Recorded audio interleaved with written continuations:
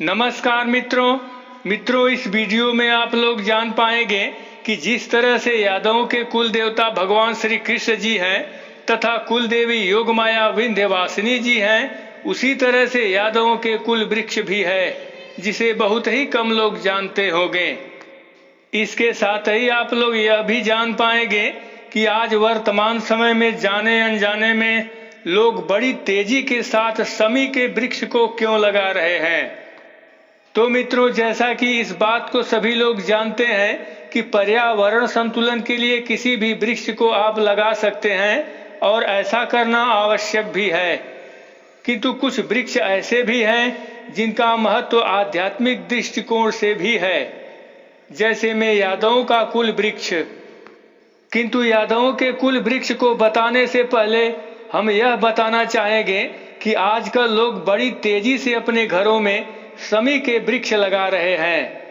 और ऐसा इसलिए कर रहे हैं क्योंकि ऐसा होना पूर्व निर्धारित है, जिसकी वजह से लोग जाने अनजाने में कोई वृक्ष लगाएं या न लगाएं, किंतु शमी का एक वृक्ष अवश्य लगाना पसंद कर रहे हैं। अब शमी का वृक्ष लगाने वाली बात कैसे वायरल हो रही है, कौन ब्राह्मण विद्वान लोग हैं जो इस वृक्ष को लगाने का सुझाव दे रहे हैं, कुछ समझ में नहीं आ रहा है। इस शमी के वृक्ष को लगाने की उपयोगिता के बारे में मैंने उन लोगों से पूछा कि आपने इस वृक्ष को किस उद्देश्य से लगाए हैं, तो अधिकतर लोगों ने बताया कि इस वृक्ष को लगाने से धन की वृद्धि होती है तथा जो भी धन हमारे पास है वह समाज में उजागर नहीं होगा, क्योंकि अर्जुन अपने अज्ञातवास के समय अपने अस्त्र शस्त्र इसी वृक्ष पर छिपाए थे, जिसे कोई नहीं जान पाया। तो किसी ने कहा कि मुझे नहीं पता कि इसको लगाने से क्या फायदा है, किंतु जब सभी लोग ऐसा कर रहे हैं तो हम भी देखा देखी इस वृक्ष को लगा रहे हैं। अब इस वृक्ष को लगाने की बात यहीं पर नहीं रुकेगी,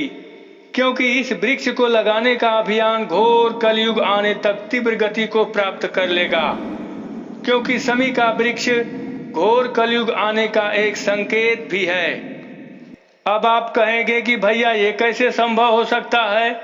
तो हम इस बात को भी बताना चाहेंगे कि पौराणिक ग्रंथों में लिखा गया है, जिसमें मैत्रेय जी पराशर मुनि से पूछे हैं कि हे महामुने, लोग कैसे जान पाएंगे कि घोर कलयुग आ गया है।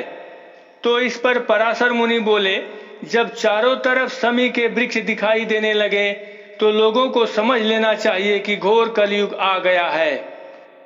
इस बात की पुष्टि विष्णु पुराण के खष्टम अंश के अध्याय 1 से की जा सकती है,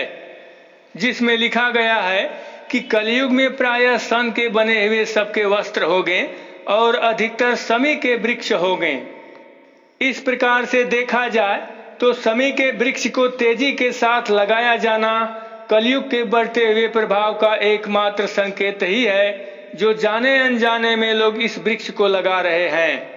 किंतु इस बात को भी ध्यान में रखना है कि हम इस वृक्ष को लगाने से कतई मना नहीं कर रहे हैं,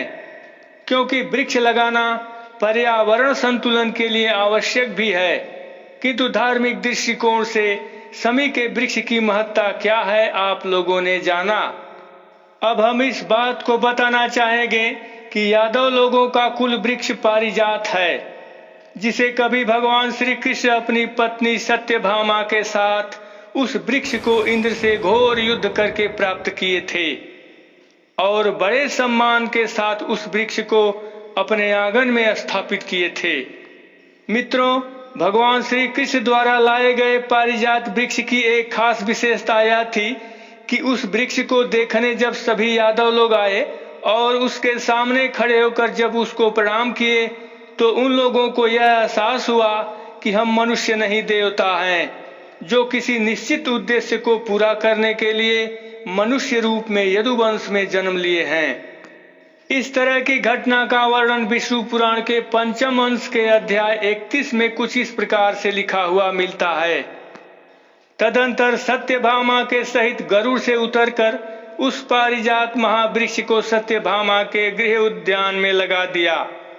जिसके पास आकर सब मनुष्यों को अपने पूर्व जन्म का स्मरण हो आता है।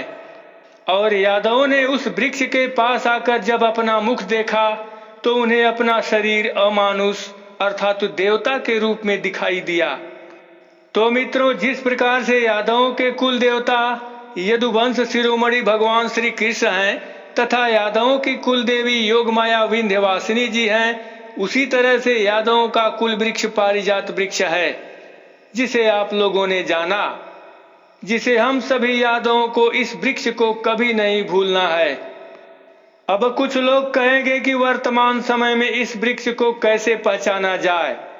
तो इसके लिए हम बता दें कि इसको हरसिंगार भी कहा जाता है, जो काफी प्रचलित नाम है। इसके अलावा आप लोग गूगल पर सर्च करके इसके रूप रंग तथा अन्य नामों के बारे में भी जान सकते हैं। इसके बहुत से औषधीय गुण भी हैं। तो मित्रों, यदुवंशियों का कुल वृक्ष पारिजात वाला यह प्रसंग कैसा लगा अवश्य बताइएगा। फिर मिलेंगे दूसरे वीडियो के साथ, तब तक के लिए नमस्कार।